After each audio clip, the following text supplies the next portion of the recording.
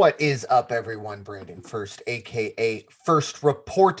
It is Wednesday, October 28th, 2020. It is something I'm rolling out, a little new, something I'm calling Ferst Thoughts. Obviously, first with an E if you follow me.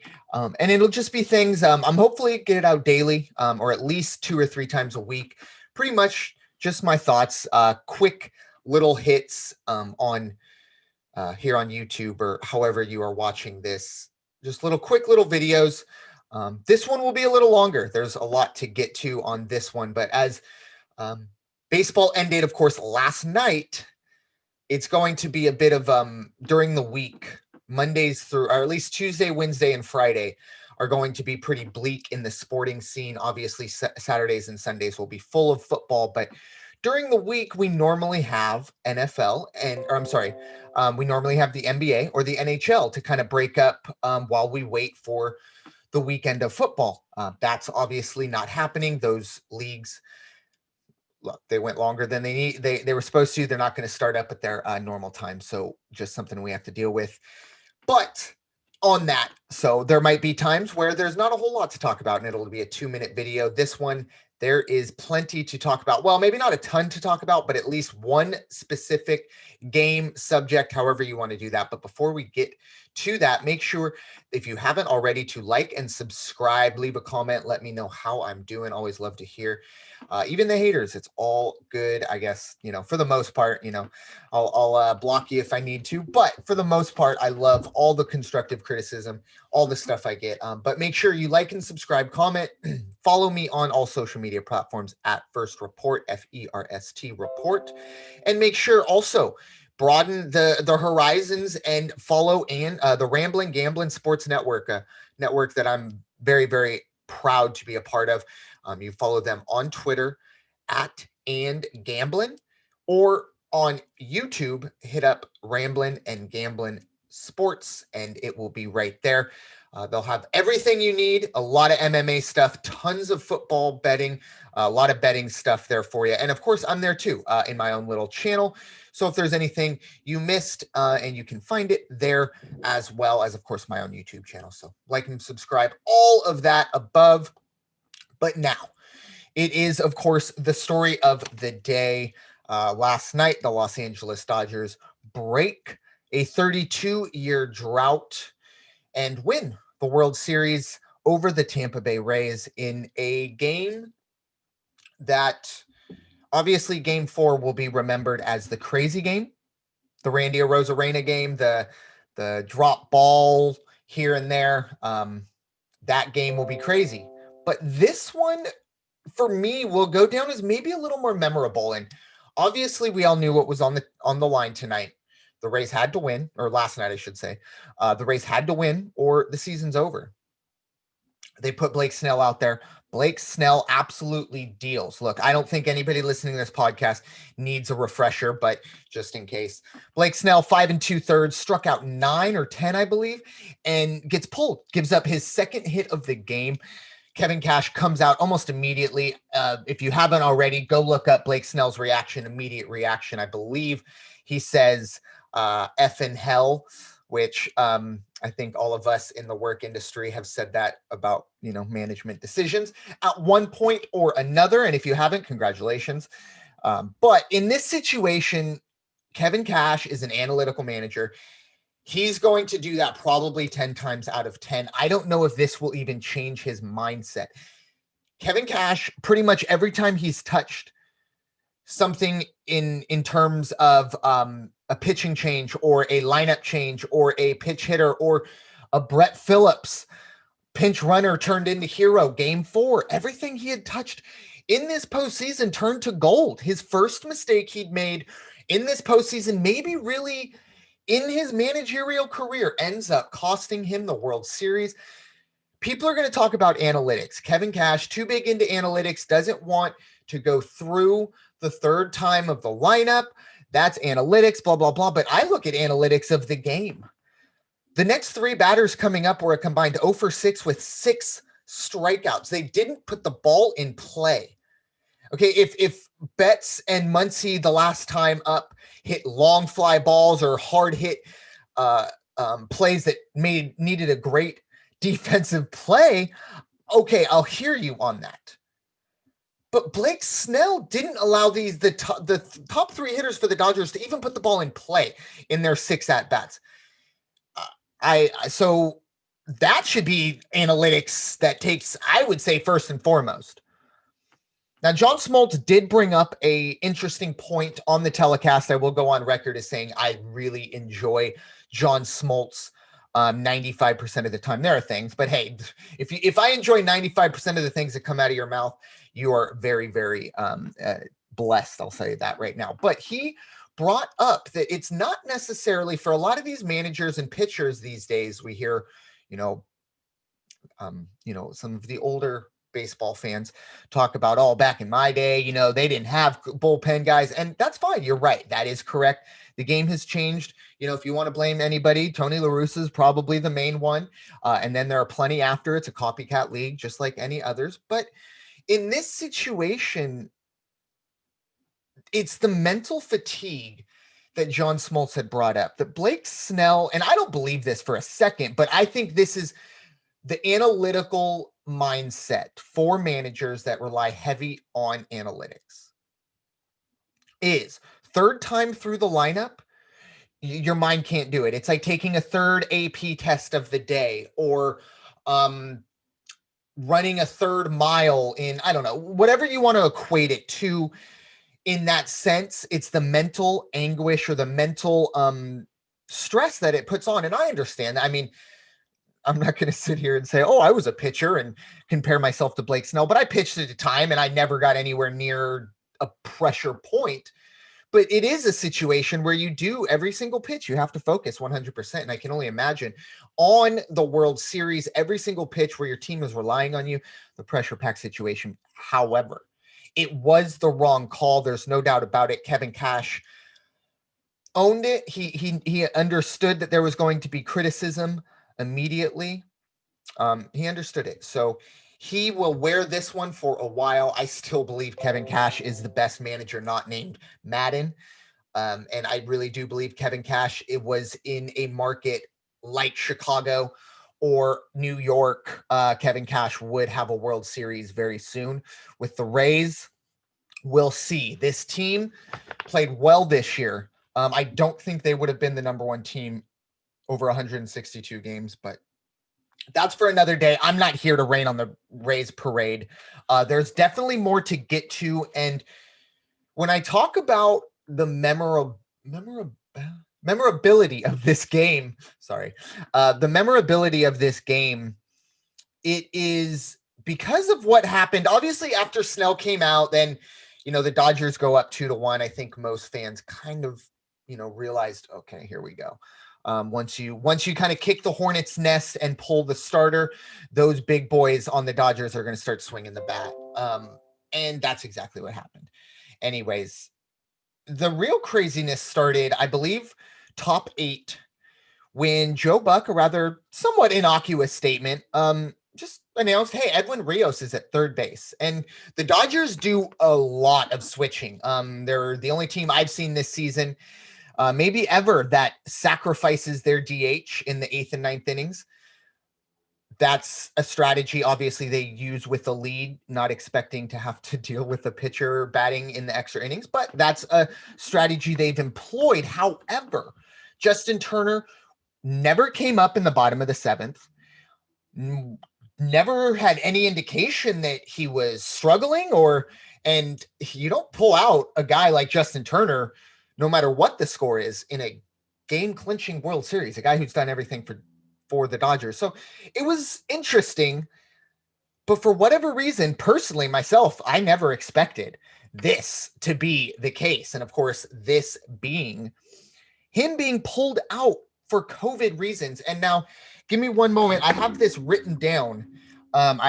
Just the timeline of pretty much how this happened. And this is from kind of, I guess, filling in the blanks. Tom Verducci, Ken Rosenthal, they're all kind of saying the same tune, but just filling in the blanks. And this is kind of the short version of it. But so Justin Turner's test from Monday So the 26th, the day before game 6, did not arrive or was not, they did not know about the result of that positive test. He had a positive test from his Monday test, but they were not notified until the second inning of Tuesday night's game. But we'll get to that. I'm going to get through the facts and then the opinions will come. Okay. That came in the second inning. They saw that positive test. They did not pull Justin Turner. What they did is they expedited Justin Turner's Tuesday test. So the test he had taken the day of game 6. They expedite that test. It comes back positive.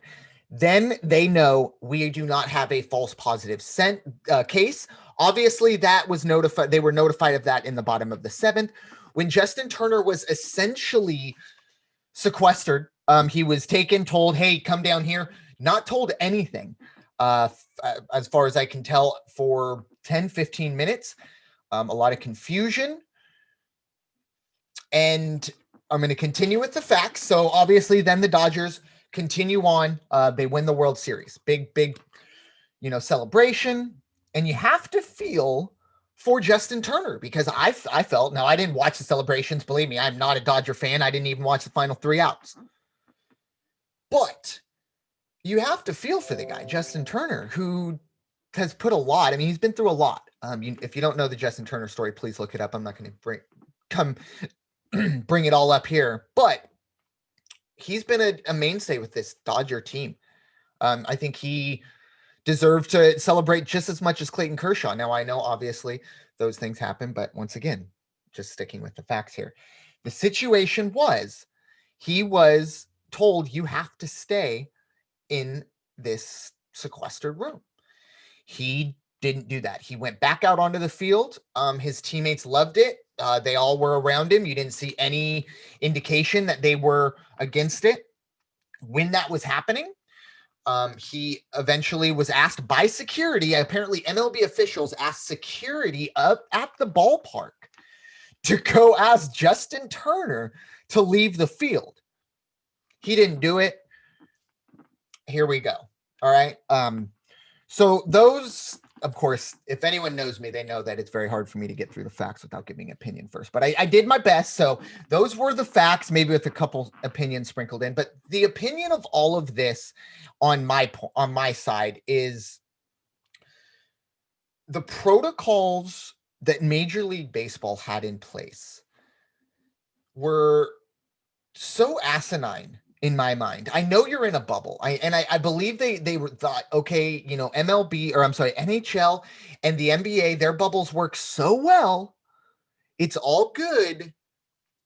We don't need to deal with these tests daily. And I know they were doing tests daily, but when you don't get the results back until the second inning, I mean, yesterday's results, you don't get back yesterday's results until the second inning. There's a problem there, period.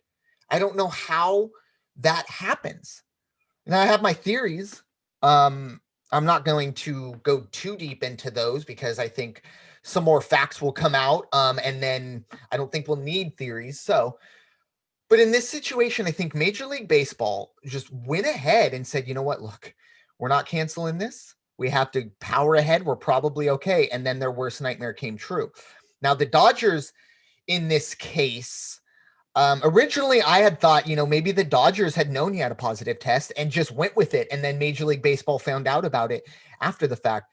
Doesn't seem to be the case. Justin Turner is being vilified. He's being, some people are turning him into a serial killer. Let's just remember that a high majority of people will survive this. I'm not demeaning it, and I'm not saying that there haven't been a lot of people who have passed from COVID, but there's a very, very high survival rate.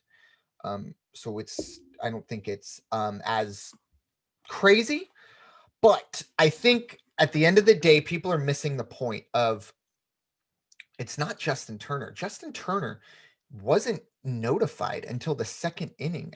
Technically, he wasn't notified till the 7th inning. Therefore, I don't know how he's supposed to deal with this. Now, going back out onto the field for the World Series, I don't hate him for. I don't even blame him for it, and this is why. He didn't magically get COVID in the 7th inning where they sequestered him 2 minutes before he became contagious. The minute he stepped on the field, 2 innings before they got yesterday's test, or Monday's test in this case, he had exposed everybody in the Dodgers and some on the Rays. Once again, through no fault of his own. Now, I don't know the situation, what Justin Turner, now, if he was at strip club or doing all these things, I don't know. But if he was, if there's an avoidable situation, okay, shame on you. But if this is a situation where, I don't know, you took your kid for a walk and your kid picked up some dirt, I mean, it's kids. I don't know. And in these situations, I think we're just so quick to think that, whoever has COVID is just this irresponsible person who wants the world to just end. Apparently, this virus is very, very, very contagious. So anyone can get it at any time, mask or not, in some situations. But for Justin Turner to be able to go out and celebrate, I don't hate it. He had already, like I said, the damage had been done. He had already exposed his team. It's such a bad word, but it's true. He had gone out, he had done the damage. Let him celebrate. He's got 2 weeks now of probably nothing. There's going to be no parade in Los Angeles for at least 2 weeks with this news. If there was ever going to be a parade, but this is a situation where the Dodgers obviously win the World Series. There is a cloud over it. Major League Baseball avoided a catastrophe last night. And I know what you're thinking is, well, no, this is pretty bad. And it is. It's pretty bad. But think about if there was a Game 7. Think about if the Rays had won last night and it had leaked out that Justin Turner was actually COVID positive and therefore infected or exposed pretty much everybody that is involved in the World Series. We're not having Game 7 for 2 weeks, 10 days. That's a disaster for Major League Baseball. They avoided one. Last year ended. They kind of just said, okay, Justin Turner was positive. Here's the trophy. Everybody leave. Like, it's over. We did our best. We just want to be not seen anymore. Rob Manfred being booed mercilessly. Wow, I love it. He deserves it. He's very, very lucky that was not in a full Dodger stadium, because he probably would have had to have a SWAT team surrounding him, because I think people would have rushed the field. The Dodgers hate him so much, or at least the Dodger fans hate him that much. I'm not a fan at all, believe me. It's a sad way to end baseball. It's honestly, a lot of people didn't think it would be done. We didn't think we'd get here. We are here. It was one last reminder that things haven't fully gone back to normal. Baseball, 112 days from today, October 28th, we will have pitchers and catchers reporting. So we will see how that goes. But myself and Brianna Winter, of course, will be with you all off season every Tuesday with the changeup.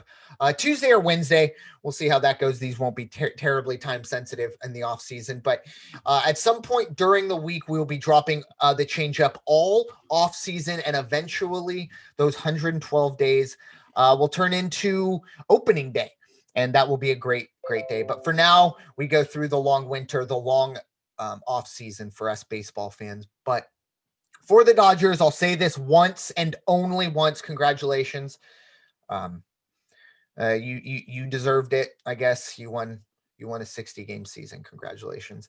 Definitely congratulations go out to the Tampa Bay Rays, who played their tails off, and unfortunately for a terrible managerial decision, do not get a chance to play in Game 7, whenever that would have been. But thank you all so much for listening. My name is Brandon Ferst, aka Ferst Report.